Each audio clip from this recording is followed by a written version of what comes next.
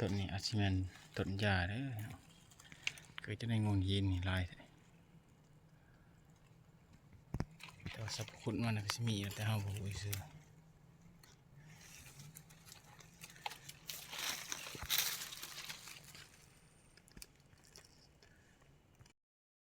โน้โหมันเห็ดใหม่ๆหนึ่ง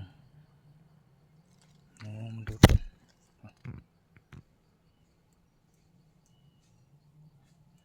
สะทีด้วย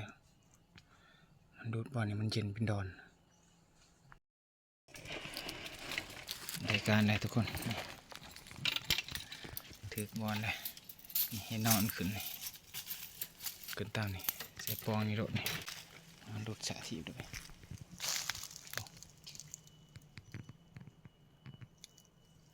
ดูดทางขี้ขี้เรือนเรื่องผ่านเที่ยงคนกำลังวะ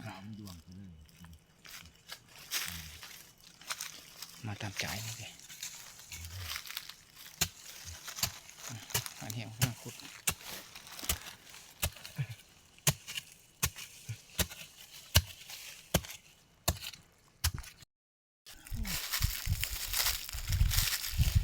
นี่คือ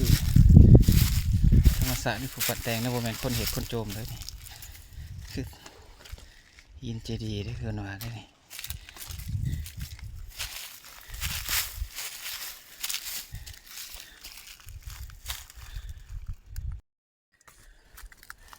ต้นกระบองเพชร